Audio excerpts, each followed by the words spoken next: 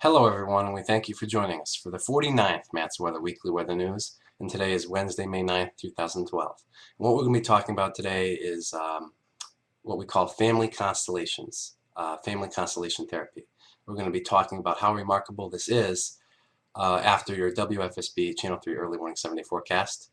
And also, just a little bit of a heads up, next week for the 50th Matt's Weather Weekly Weather News, we will have a guest again. We will have my brother joining us once more to celebrate the 50th Matt's Weather Weekly Weather News with us. And also next week, we'll talk a little bit about some changes coming to the Matt's Weather Weekly Weather News after the 50th Weather News.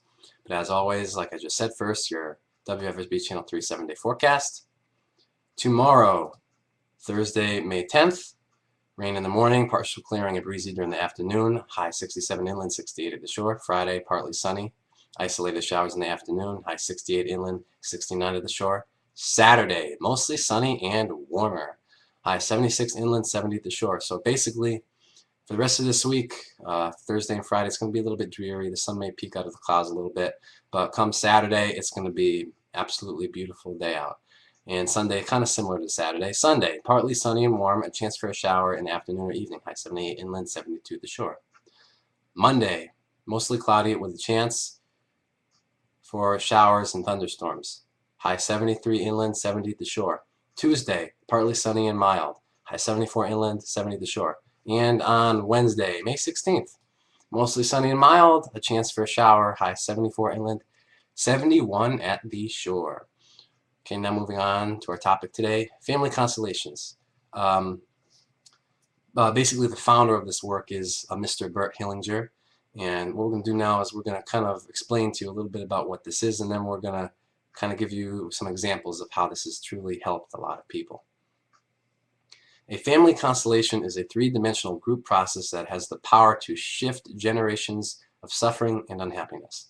Bert Hellinger, the founder of this work, who studied and treated families for more than 50 years, observed that many of us unconsciously take on destructive family patterns of anxiety, depression, anger, guilt, loneliness, alcoholism, and even illness as a way of belonging in our families. Bonded by a deep love, a child will often sacrifice his own interests, his own best interests, in a vain attempt to ease the suffering of a parent or other family member.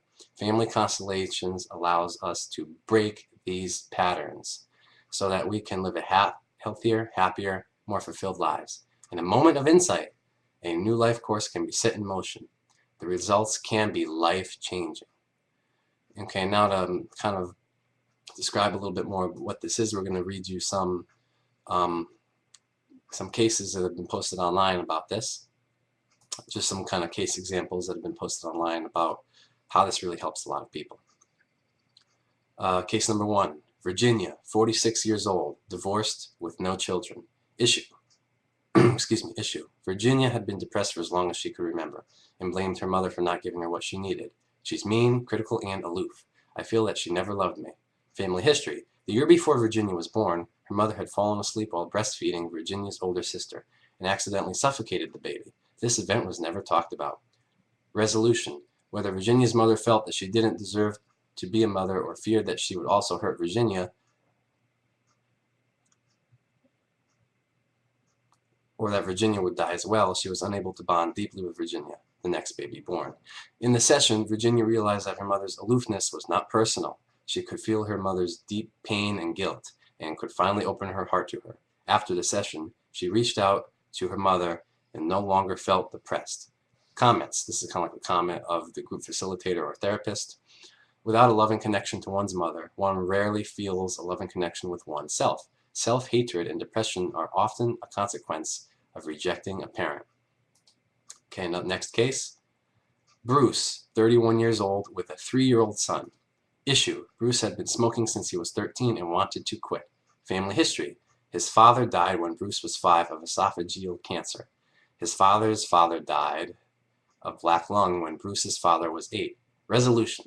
Bruce closed his eyes and visualized his father telling him not to die and not to leave his son as he and his father had done. His father told him that by living a long life, Bruce would honor his memory and break the family legacy. Bruce cried deeply as he visualized his father holding him, and he promised his father that he would quit smoking, and he did. Comments. Bruce had been on a clear path to die young like his father and grandfather, and leave his small son fatherless like his father and grandfather had. Children whose parents die young often have difficulty thriving. There appears to be an unconscious loyalty to follow down the same path of an early death. An intellectual understanding of the family connection is not enough to shift the behavior. Often, the understanding must be accompanied by a visual experience. Okay, next case. Evan, 37 years old, married with a 6-year-old son. Issue. Evan became depressed and started drinking when his wife was pregnant with their son. At the same time, Evan also began to drive recklessly. Family history.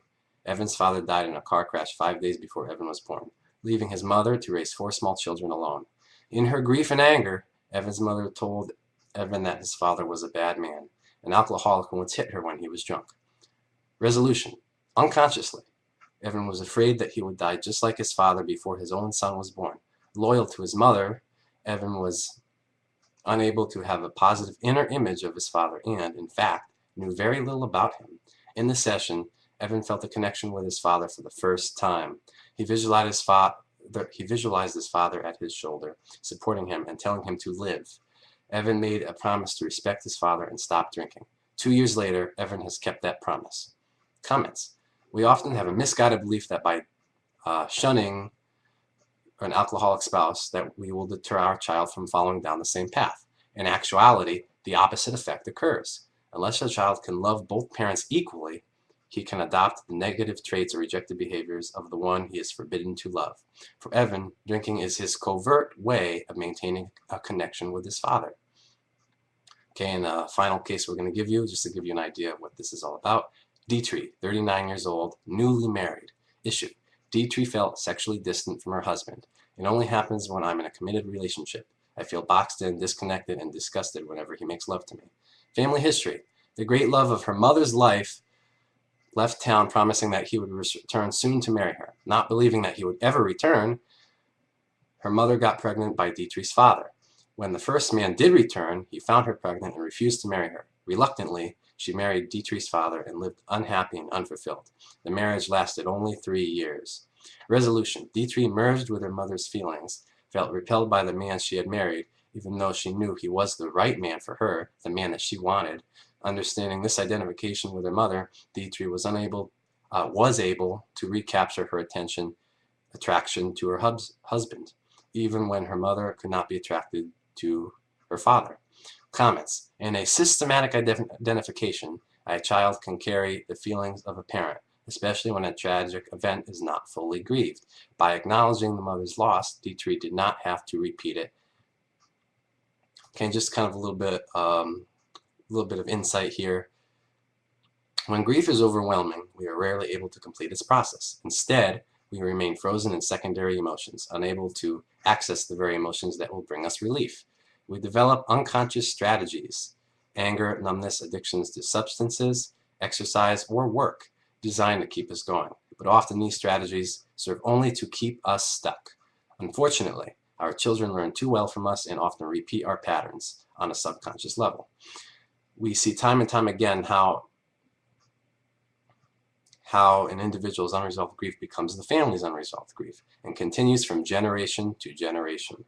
When family members have been left out of our hearts because the pain is too difficult to bear, we often repeat what's unresolved and share feelings similar to theirs. Yet, when we look back at the tragic events that devastated our families and remember those who suffered and acknowledge them with great respect, we can begin to experience immediate relief. If we were to imagine the post-death wishes of our dead ancestors, they would want only happiness and peace for us. And through family constellations, all of this can be obtained, regardless, based upon, obviously you heard listening to these examples, regardless of whether your parents are no longer living or your grandparents are no longer living, or even if your own mother or father are no longer living, or even if your own brother or sister are no longer living. That's the beauty of this. You can still obtain great happiness and peace through this. At the same time honoring those members of your family that have died. Whether, that's basically just an overview of really the profound, fantastic revolution this is. Whereas just a few generations ago, this would be something that would really be completely ignored. And a lot of people, when things, like this happen, they kind of just hide, in past generations would kind of just hide these things, hoping they would just go away. But this revolution really helped us realize that they don't go away if we just try to hide them away. We really have to deal with them in order to gain peace from it. And through family constellations, we can do that. It's truly revolutionary. It's truly wonderful. And that basically does it for the 49th Matt's Weather Weekly Weather News. We certainly do hope that you join us next week for the 50th Matt's Weather Weekly Weather News on Wednesday, May 16th. We will have my brother Zachary joining us next week. And that's basically it. Any questions or comments at all, don't hesitate to email me at mattsweather1@aol.com.